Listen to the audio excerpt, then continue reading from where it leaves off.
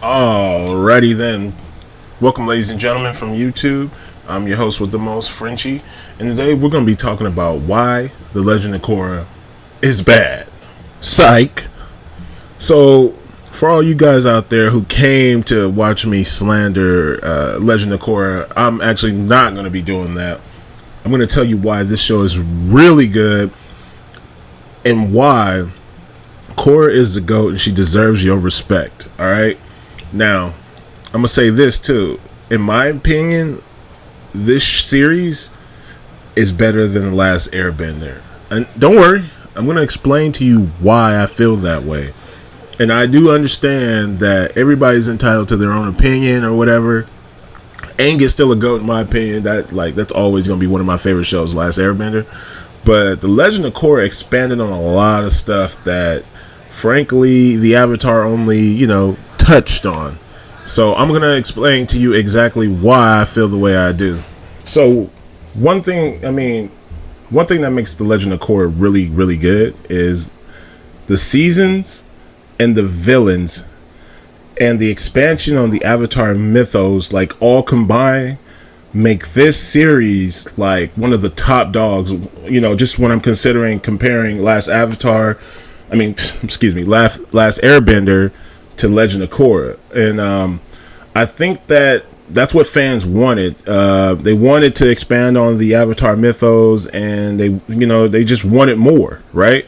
So season 1, Air, has to do with Korra trying to learn airbending as well as battling the Equalist revolution with Amon. And let me say this right now, man. Amon as a villain was fire. The man was a powerful waterbender. The man was also a powerful bloodbender.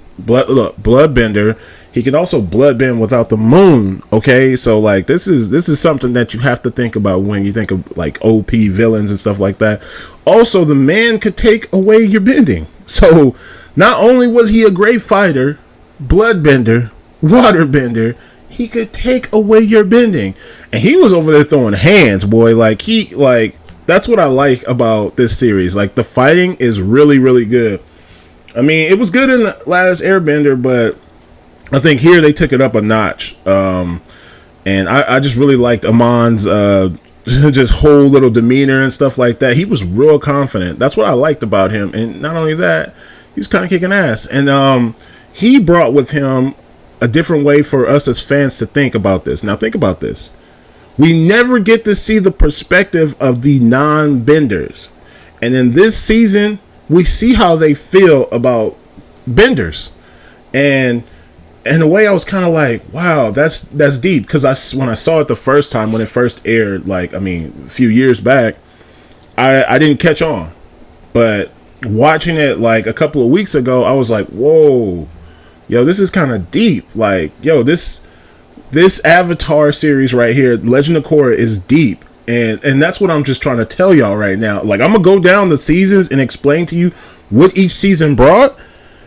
And I'm telling you right now, this is the deepest one out of the two. So it's crazy. So we get to see how non-benders feel towards benders. We also get to look at it like how we look at today's world, like, minorities and majorities, and people feeling like they don't have a voice. And it really hit home for me. So okay, so now that I've already showed you what season 1 brought, let me break down season 2. All right, so season 2 is titled Spirits, right? And this season is really dope as well. I'm gonna tell you why. So first, the villain of the series, Unalaq and Vatu, but mainly just Unalaq. We're gonna look at him. So this guy is a powerful waterbender. He's also really knowledgeable when it comes to the spirits and the spirit world. And this man brought, let me tell you, spirit bending. All right, we never seen that in the whole last Airbender, or we didn't see it until now. And I think that was real heavy, because I was like, how can they keep expanding on the Avatar mythos by bringing us different bending forms and sub-bending forms. And spirit bending is kind of crazy because I mean, I was like, I never would have thought anybody would be able to bend spirits and stuff like that. That was dope. That was dope on their part. So, you know, Unalaq and Vaatu, their whole thing is trying to get rid of the Avatar and become the new Avatar, the Dark Avatar, which was, hey man, I thought that was pretty dope. But the only problem with that is the man wasn't even like a master of all the four elements. He only had water and, you know, the knowledge to spirit bend, which I don't think was enough to beat Korra and Rava. But it was still like a good little fight, and I liked it a lot because it, you know, it told us the history of the first civilizations in the Avatar world, and it brought the Avatar Wand story, which is really dope because we get to see who the first Avatar was and how he got the powers of, you know, Avatar. Everybody was living on those turtles, those lion turtles, and you know the world was separated, and he was the first one to like say, you know what, I'm gonna go live with the spirits. And man, it was pretty deep. I liked it a lot. I really did. So without getting too deep, I mean, this story also brings us the Rava versus Vaatu power struggle, the struggle between good and evil. And it's, I mean, that's a story that's always been harkened through all of, you know, every story you've ever read is always a story between good and evil, you know. And right here, you see it, you know, even the Avatar world has it, you know, the struggle between good and evil, which is, I mean, it's really deep. Like this is only season 2, and it's like the stories just keep getting deeper and deeper and deeper. And man, so let's go to season 3. All right, let's get to season 3. All right, so now we're on to season 3, and it was actually one of my most favorite seasons out of all of them, just because we got a new sub bending called lava bending. We also get to see the return of combustion bending, and we get your boy Zahir in the Red Lotus. Now, I'm gonna just say this: Zahir by far is my favorite villain of Avatar series, period. Like, I mean, Aman is second, right? But Zahir, man, he just had like a swagger that no one else had in the series. Like, this man was like super knowledgeable about everything, and this guy, he's my hero. Yeah, so he's kind of like my hero. But it also brought the Air Nation back, because when Korra opened up the spirit world so that spirits and humans can live together again, it brought back a lot of stuff, a lot of change, which is the name of the season, change. It also brought back, like I said, it also brought back the Air Nation, and then with that, it gave my boy Zahir here his airbending. And I don't know how this man was so knowledgeable about air nomads and like just the history of the Air Nation, but this man, the ability to fly. He obtained the ability to fly.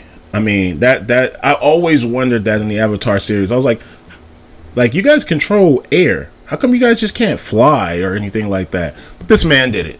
Apparently there was an air nomad way back in the days that obtained the ability to fly. Like, basically you have to enter the void. That means you have to leave behind all worldly possessions, wants, and just clear your mind and just go with the void, baby. I mean, that's one ability. If I was a bender, I think I would want to be an air bender, because just that whole ability to fly and stuff. I mean, I'm pretty sure you can do more if you really put your mind to it, but that right there was just dope. Okay, so I'm getting off the topic anyways. So Zahir's whole mainstay is anarchy. He basically wants to free mankind and restore balance as he sees it back to humanity, and basically get rid of world powers, world leaders, mankind having allegiance to governments and kings and queens and all that. I mean, it's a dope little premise. I mean, it's actually, I'm not mad at him for trying to do it, but I think he took it too far. I think he missed the point. I mean, I think there was a better way to do it.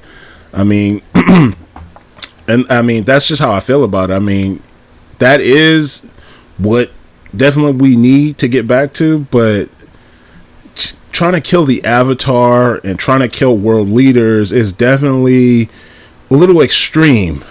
Not even a little extreme, it's really extreme. And I feel like that's one of the things that I was kind of like, but I mean, that is one of the things that made him a great villain, as far as Legend of Korra is concerned. She, like, each person that she fights, definitely gives her something to think about moving forward. Because each of them, like, I mean, well, we see it right here. Like, if you look at it right here, wait, I don't know why it messed up. Okay, so if you look at it right here, each villain is bringing something different to her. Amon, equality. Unalaq, harmony, right?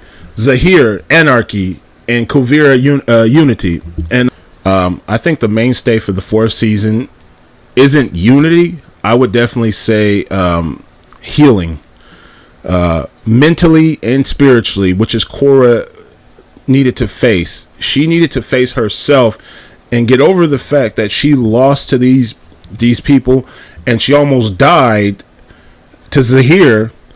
That she needs to just accept help from her friends and family and be able to tell them that, you know, this is hard. I mean, like, you know, I almost died. I feel like that's a mainstay in the real world as well. Like, when people go through traumatic experiences, they definitely need to reach out and get the help that they need in order to mentally heal and be able to move forward. And you see that in this fourth season. You know, she can't really help out like she wants to because she hasn't fully healed. And the minute she does realize that, hey, I need to ask for help, I need to heal emotionally, I need to heal mentally, she gets over that and she figures out a way to stop Kuvira at the end of the season.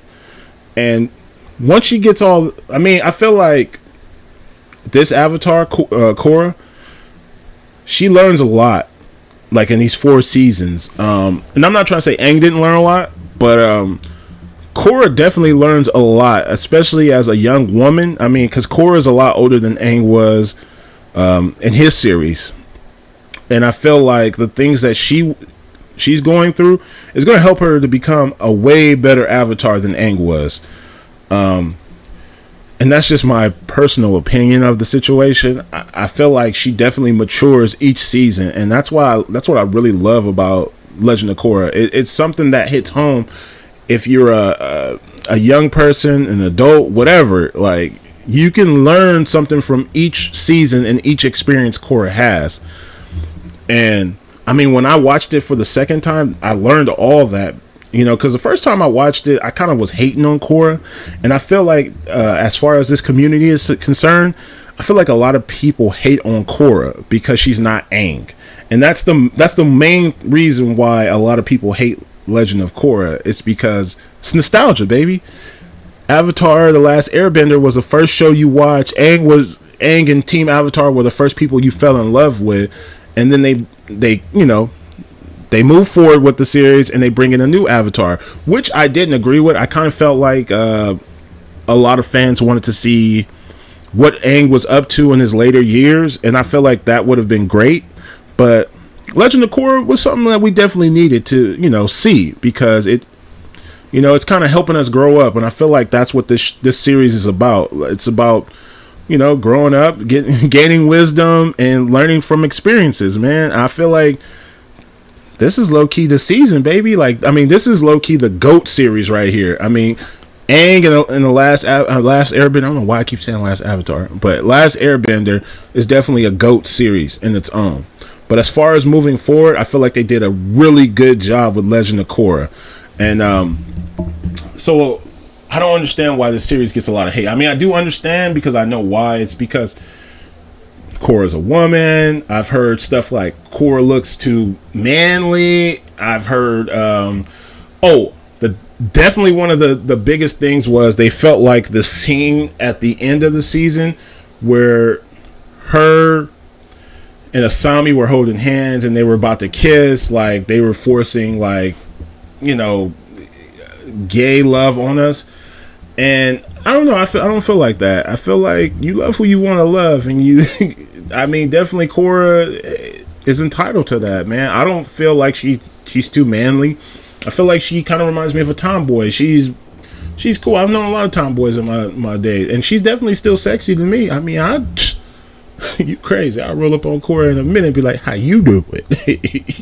But anyways, that's neither here nor there. But I think what people need to do, as far as the Avatar community is concerned, is to stop expecting, a lot, and just take the time to watch the series and appreciate it for what it is. I mean, it's not Aang, it's not cool. I mean, I was about to say Korra.